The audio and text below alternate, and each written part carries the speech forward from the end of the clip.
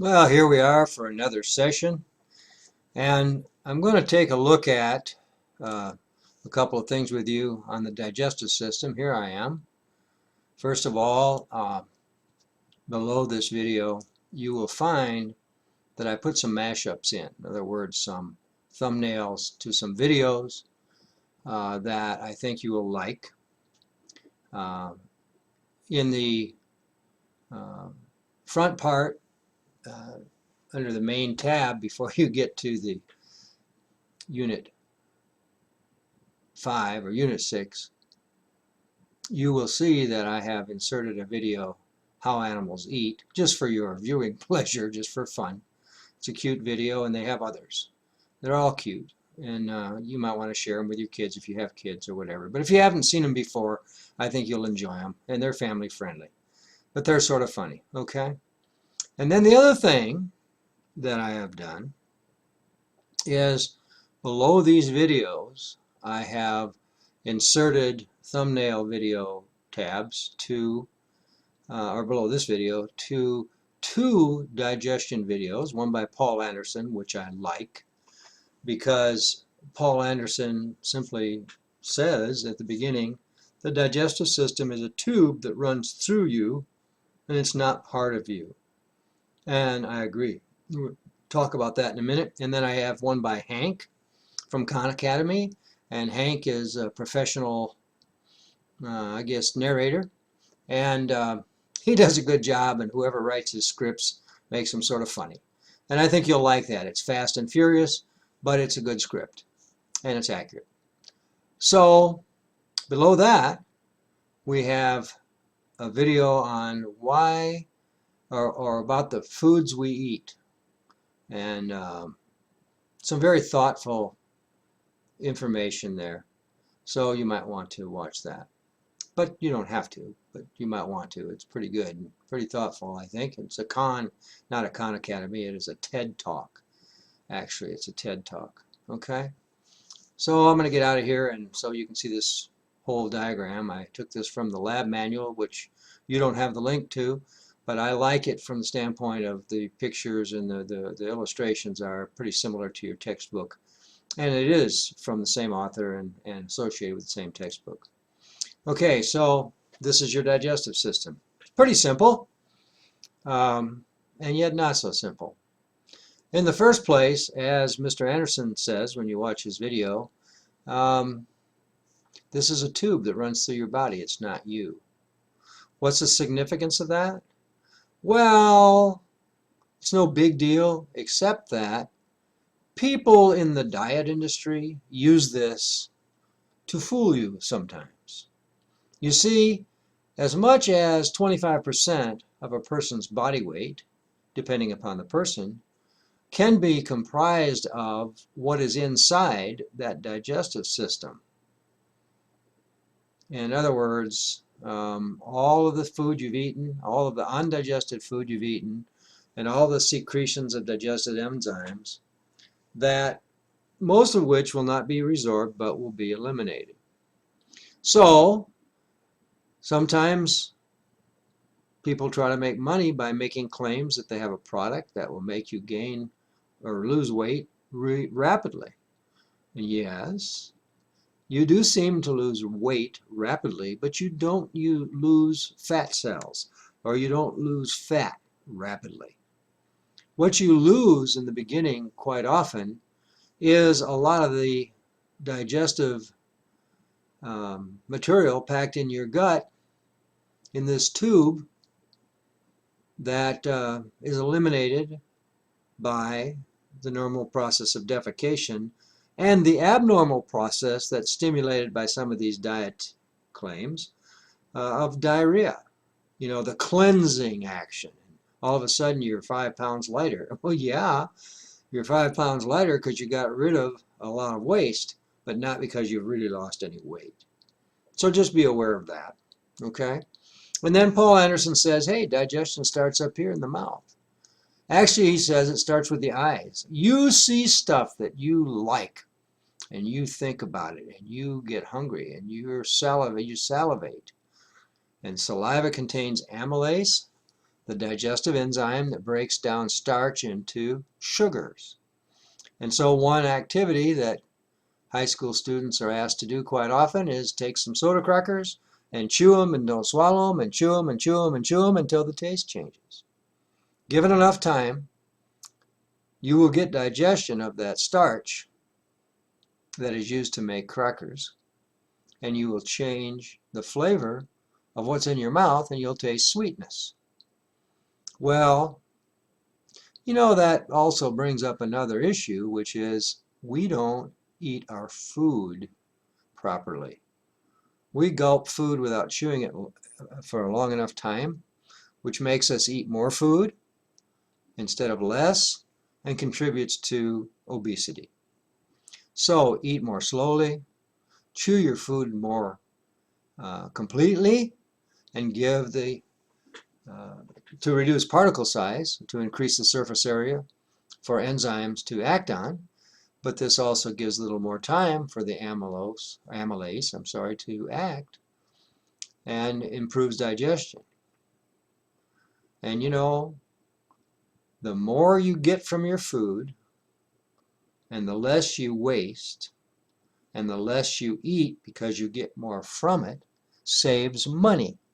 Because when you gobble up a lot of food that you don't digest because you're pushing it through too fast, you're wasting money. You're throwing money away. Think about it. It's true.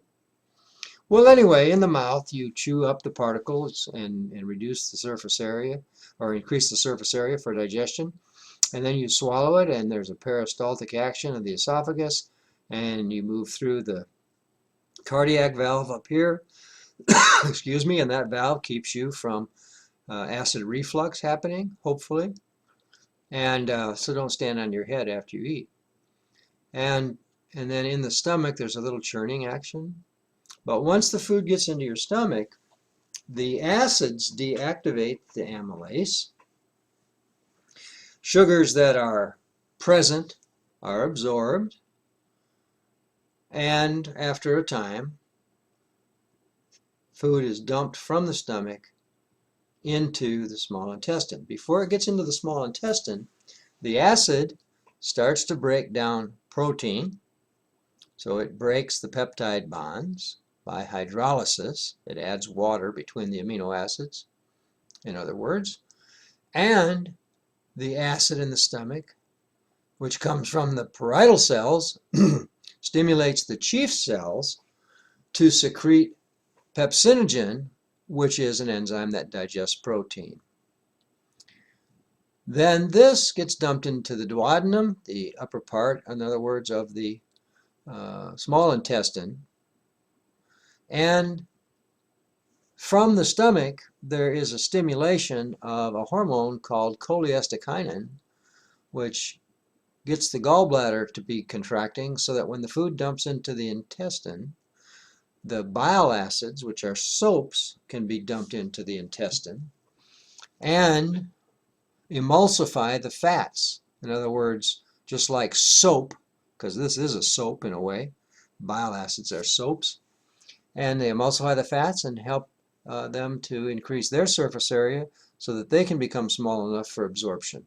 Unlike most of the building blocks, such as the amino acids and simple sugars, the monosaccharides, fats do not get absorbed directly into the capillaries and the microvilli. They get absorbed into the lacteals, which is a sort of a capillary of the lymph system.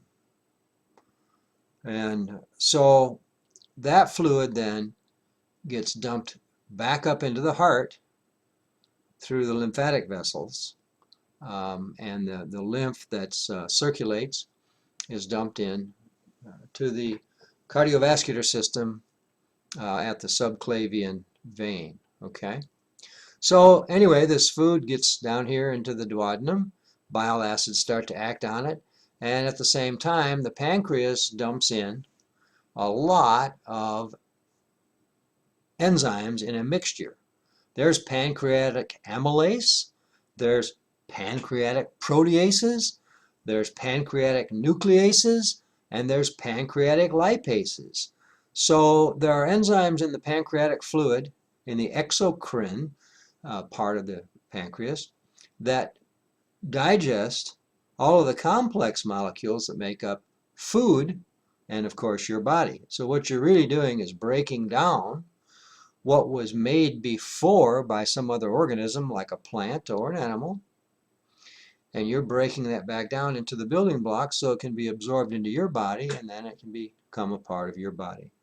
So absorption continues, as does digestion, through the jejunum, the second part of the small intestine, and then in the ileum there's a little cleaning done from Peyer's patches. Remember, the part of the lymph system, lymphoid tissue that's there that helps to clean out unwanted bacteria and invaders, okay? And some of that's in the intestine.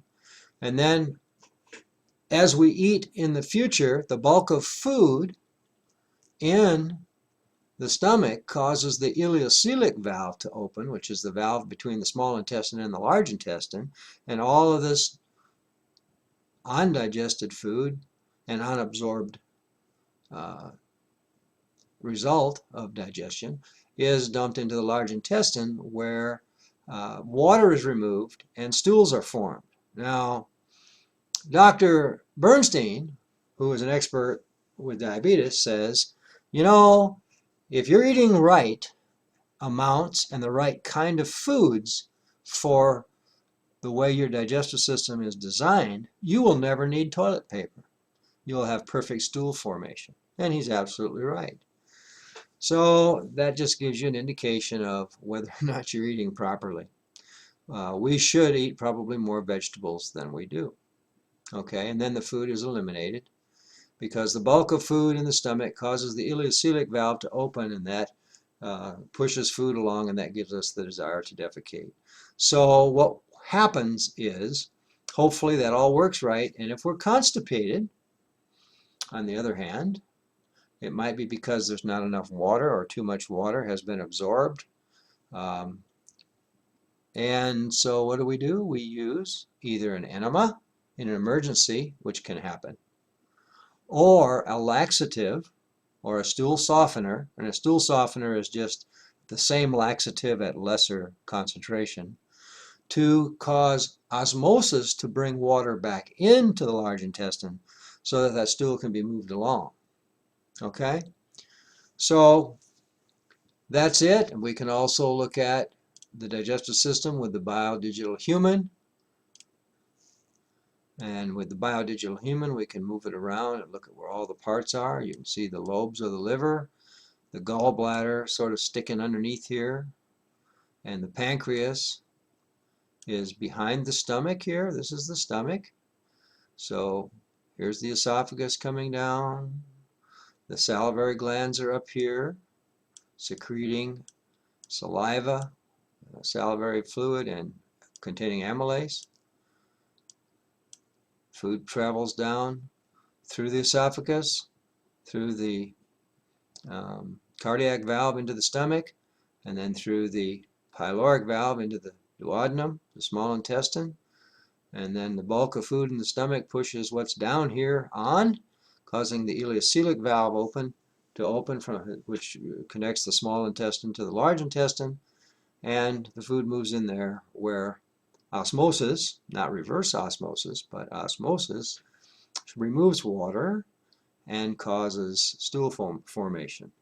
That's the basics. So let's get back together in a minute and we can take a look at a few more specifics.